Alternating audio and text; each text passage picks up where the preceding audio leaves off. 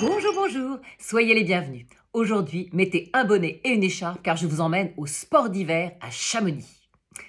Après ce Noël formidable au château et l'annonce des fiançailles de Claudine avec Andrew, mon grand-père nous annonça que nous partirions tous 2 jours plus tard pour les sports d'hiver, comme on commençait à appeler les villages de montagne qui accueillaient les touristes du monde entier venus goûter aux joies de la neige et du grand air. Dans les années 20, la destination la plus courue, tant par les étrangers que par les Français, était Chamonix, située dans les Alpes au pied du fameux Mont Blanc.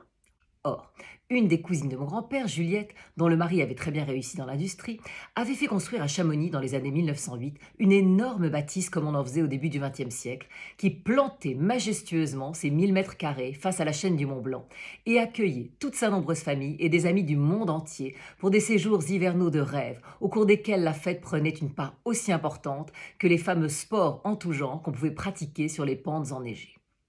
Là encore, comme sur la Côte d'Azur l'été, tout le gratin international se retrouvait dans les palaces de Chamonix qui avaient poussé comme des champignons dans la ville, tant la demande de séjours luxueux et divertissants était grande.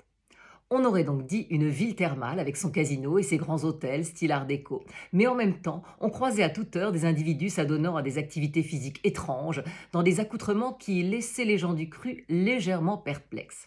Nous avions pris le train de nuit, à nouveau, pour nous rendre à la montagne, et dès l'arrivée dans les wagons, l'ambiance potache, joyeuse et décomplexée nous donnait l'impression que nous étions tous dans une colonie de vacances, et que ce serait à qui ferait la meilleure blague ou mettrait le déguisement le plus improbable lors de l'arrivée du contrôleur. Bref, hormis Flora, que le roulis du train endormit immédiatement, le chahut fut tel que nous ne fermâmes pas l'œil de la nuit et que nous arrivâmes très défaits sur le quai de la gare à Chamonix. Heureusement, Juliette avait envoyé un énorme traîneau tiré par un énorme cheval dans lequel nous pouvions tous monter et nous fûmes chez elle en quelques minutes de trajet. Était du voyage. Mes grands-parents, Max, Flora, Marie-Antoinette et moi-même. Attila était resté au château pour le surveiller en notre absence et aussi parce qu'une nouvelle couturière, roumaine elle aussi et bien jolie, venait d'arriver au village. Sidonie, elle, prenait comme tous les ans 8 jours de congé pour aller voir sa sœur en Bretagne et Hippolyte avait gardé le mystère sur ce qu'il ferait de cette semaine de vacances et avec qui il la passerait. Une fois arrivés dans l'imposante maison de Juliette, nous nous installâmes très rapidement dans nos chambres, d'un luxe quasiment parisien, ce qui était tout à fait étonnant à la montagne. Puis nous descendîmes dans la véranda pour le petit déjeuner. Et là, nous fûmes tétanisés par la vue spectaculaire qui s'offrait à nous. Devant nos yeux, l'aiguille du Midi, le Mont Blanc et toute cette chaîne de sommets enneigés qui semblaient à la fois inaccessibles et en même temps si proches qu'en tendant la main on avait l'impression de pouvoir les toucher. La montagne fait le même effet sur certains êtres humains que la mer. L'immensité, la force de la nature à l'état pur, brut. Nous étions sous le choc. Juliette, dont l'embonpoint était aussi spectaculaire, nous accueillit très simplement en nous donnant les règles de vie à la maison, puisque nous étions 30 personnes à vivre sous le même toit. Le petit déjeuner, très copieux, afin de permettre à l'organisme de lutter contre le froid. Dixit Juliette, qui s'empressait d'engloutir 2 saucisses en disant ça, était servi de 6h30 à 9h précises, dans la grande salle à manger, par des serveurs en gants blancs, ce qui offrait un contraste étonnant avec les moufles portés par la plupart des autres qui engouffraient rapidement des croissants, des œufs au bacon ou du saumon fumé, selon qu'ils étaient français, anglais ou norvégiens. Ensuite, tout le monde se précipitait dehors. Les plus sportifs pour aller dévaler les pentes en ski, en luge ou en bobsleigh, ce traîneau lancé à toute allure sur une piste glacée. Les plus gracieux pour aller patiner sur le lac gelé ou faire du curling.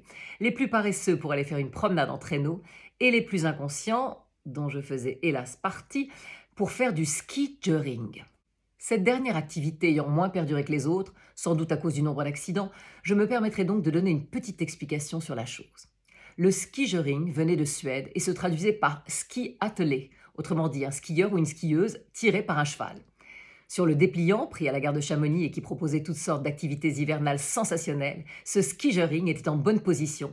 Et moi qui savais piloter voiture et avion et monter à cheval, je m'imaginais déjà, cheveux au vent, glissant élégamment sur mes skis, tandis que Pégase galopait dans la neige. C'est pourquoi, lorsque Max, qui lui avait très envie de faire du ski normal, me demanda si j'étais sûre de vouloir essayer, je répondis d'un ton extrêmement décidé que bien sûr, j'allais m'amuser comme une folle et que de son côté, il fallait qu'il profite. Max partit donc avec une bande de jeunes Autrichiens pour gravir le Brévent avant d'en dévaler ses pentes. Quant à moi, personne dans la grande maison ce jour-là n'étant intéressé par le skijoring, je mis courageusement mon bonnet le plus chaud, mais le plus élégant tout de même, et je descendis au point de rendez-vous des attelages. J'étais curieusement la seule femme, et les 5 autres postulants venaient des pays nordiques, et semblaient comme des poissons dans l'eau, même si la comparaison n'a aucun sens quand vous parlez de solides gaillards qui auraient pu eux-mêmes tracter les chevaux. Les conducteurs des attelages étaient des chamonniards pur jus, un peu rudes, comme sont les gens de montagne, et pas enchantés d'avoir une créature semblant sortir du journal des modes comme cliente. L'homme qui allait conduire ma bête me dit que je pouvais lâcher à tout moment si je perdais l'équilibre, mais qu'il valait pas mieux tomber, c'est tout. Les Suédois et autres Norvégiens filaient déjà à une allure folle, et quand tout à coup je me sentis partir vers l'avant, c'était trop tard pour reculer. Malgré les premières angoisses, tout alla pour le mieux. Et la sensation de glisse sur cette neige ressemblant à du sucre glacé, avec la chaîne des Alpes pour décor et des promeneurs de ci de là qui vous félicitaient au passage alors que vous leur envoyiez d'éblouissantes gerbes de neige, avait de quoi vous remonter le moral. Et il remonta tant que je me laissais aller à sourire béatement, puis à regarder autour de moi la beauté de la nature, le scintillement des glaciers, les arbres que je dépassais à vive allure, le lac gelé transformé en patinoire au loin. Et nous allions vite, vite, de plus en plus vite, voire même très très vite. Et la patinoire n'était plus du tout lointaine. Elle se rapprochait même dangereusement avec ces dizaines de patineurs insouciants. Et tout à coup, j'entendis mon cavalier chamonnière hurler quelque chose qui ressemblait fort à Lâchez, lâchez, canasson, emballez, peut pas l'arrêter. Oh, en un instant, je compris que nous allions foncer à toute allure sur le lac comme une boule dans un jeu de quilles et que nous allions faire un massacre, y compris pour la boule, c'est-à-dire moi. Je décidai donc enfin de lâcher les rênes. Hélas, tout en admirant le paysage, j'avais inconsciemment enroulé plusieurs fois ces dernières autour de mes poignets et je ne parvenais pas à les défaire avec la tension que mettait le cheval. Le lac approchait maintenant à la vitesse de la lumière et nous hurlions pour que les patineurs s'écartent. Mais mon angoisse absolue était de croiser mes skis et de perdre l'équilibre, car à ce moment-là, le cheval me traînerait sur la glace et je ne sais pas ce qui arriverait et quand il finirait par s'arrêter. Tout se passait en accéléré, comme dans un film muet, et le cheval entrait déjà sur le lac gelé. Quand, surprise par le changement entre la neige et la glace, mes skis dérapèrent et ce que je craignais arriva, je tombais et j'allais être traîné à toute allure, voire même écartelé comme pour un supplice du Moyen-Âge. Une fois de plus, je récitais une prière, espérant, si je ne devais mourir, que je ne sois pas défiguré par la glace pour ne pas laisser un horrible souvenir à Max et Flora. J'essayais donc de toutes mes forces de rester sur le dos et ne pas vriller face contre sol, mais je me tordais les jambes et je m'empêtrais dans mes skis, attachés à mes chevilles par des lanières de cuir, et je pense que mes jambes se seraient cassées dans l'instant quand par miracle d'un seul coup, tout s'arrêta. Quelqu'un avait réussi à stopper le cheval emballé.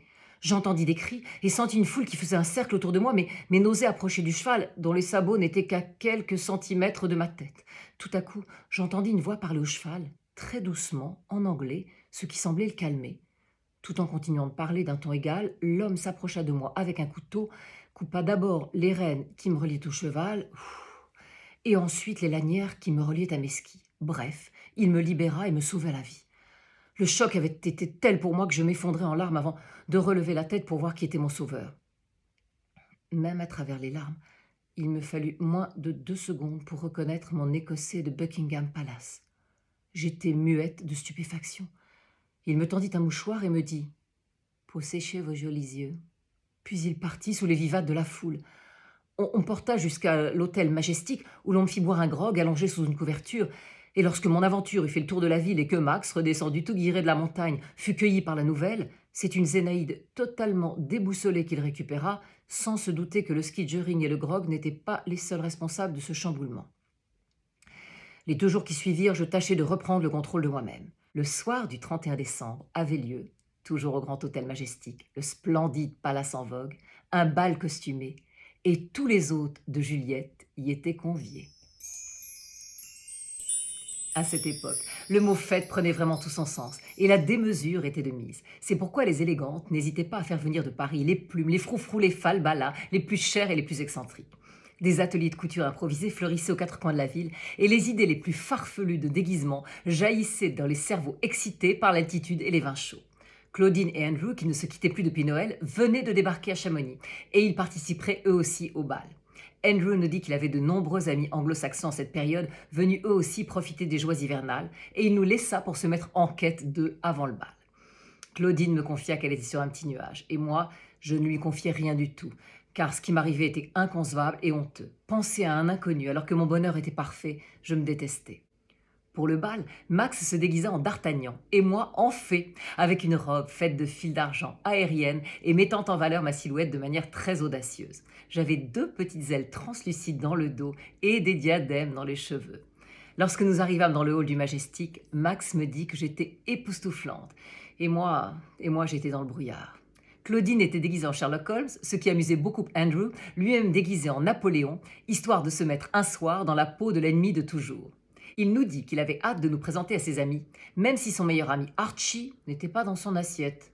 En entendant ce prénom, je faillis laisser tomber la coupe de champagne qu'on m'offrait. Il nous raconta que ce fameux Archibald avait fait la folie de tomber fou amoureux d'une inconnue à Londres quelque temps auparavant et qu'il avait ensuite appris qu'elle était mariée, ce qui l'avait anéanti. Andrew poursuivit en déclarant que si Claudine avait été mariée, il l'aurait enlevée et qu'ils auraient vécu comme des hors-la-loi. Puis nous entrâmes dans la salle de bal et j'oubliai un instant mon tourment tant le spectacle était fascinant. Les immenses baies vitrées de la salle en demi-lune donnaient sur la montagne et même à minuit, la neige rendait la nuit claire et phosphorescente. La salle était comble et l'on croisait Blanche-Neige au bras de Louis XVI, Cléopâtre en conversation avec Tarzan, la Pompadour et Jeanne d'Arc minaudant devant Hercule et François Ier. Et tout ce beau monde dansant au rythme du grand orchestre engagé pour l'occasion et qui alternait valse et charleston, tango et foxtrot. Le champagne coulait à flot, les gens étaient souriants et confiants en l'avenir. La vie était belle et nous étions tellement chanceux que je me forçais à reprendre mes esprits et à oublier mon écossais grâce à une nouvelle coupe de champagne que me tendit un Arsène Lupin masqué et prévenant. Je décidai d'aller rejoindre Max, Claudine et Andrew qui avaient accroché la farandole endiablée d'une 50aine de personnes qui faisaient le tour de l'hôtel, y compris les couloirs menant aux chambres, en chantant à tue-tête. Mais quand je voulus remercier le gentleman cambrioleur pour la coupe de champagne, je croisai son regard et je compris à l'instant que c'était celui qui m'avait volé mon cœur. Cependant, tout de suite, nous fûmes happés par la queue de la farandole et entraînés malgré nous dans les dédales de l'hôtel, grimpant des escaliers, frappant aux portes des chambres en hurlant de rire, redescendant dans les jardins. Nous ne pouvions pas lâcher la farandole car nous étions coincés devant et derrière, jusqu'au tournant un peu sec d'un escalier où Archibald m'entraîna à l'écart prestement et me fit signe de me taire. La farandole joyeuse s'éloignait déjà et nous nous retrouvâmes seuls, face à face, dans un silence soudain affolant après tout ce tumulte. Il retira son masque, s'approcha de moi et me dit avec son accent adorable. « Je sais que vous n'êtes pas libre et j'espère de tout cœur que vous resterez fidèle à votre mari, car c'est ce que je voudrais si vous étiez ma femme. Mais je voulais vous dire que je sais aussi que nous sommes destinés l'un à l'autre. Et ne me demande pas comment je sais. Je ne pourrais pas le dire, mais je sais. Ce que je ne sais pas, c'est quand et où. Alors, vivez votre vie et gardez-moi juste dans un coin de votre tête. Car un jour, nous serons ensemble. » Sur ce, il m'embrassa avec une telle fougue et une telle intimité que j'eus effectivement l'impression que nos deux âmes se connaissaient déjà parfaitement. Puis, il partit sans se retourner. Et moi, chancelante, je redescendis tel un fantôme vers la salle de bal.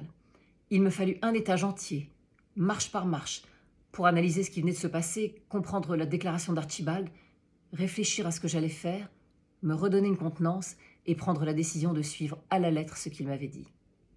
J'allais vivre ma vie avec Max, l'aimer comme avant, ne rien changer à mes habitudes, mais garder dans un tout petit coin de ma tête le rêve d'un regard et d'un baiser dont la puissance avait en un instant empli toutes les particules de mon être. Et soudain, il fut minuit, et la nouvelle année venait de commencer. Oui, Archie. Oui, vous saviez que nous finirions ensemble. Parce que dans une ancienne vie, nous étions Cléopâtre et Jules César, ou peut-être pas tout de même, hein, mais oui, en tout cas, nos âmes sont sœurs, et depuis très longtemps. Que je vienne faire un câlin pas du tout fraternel à mon âme sœur, j'arrive.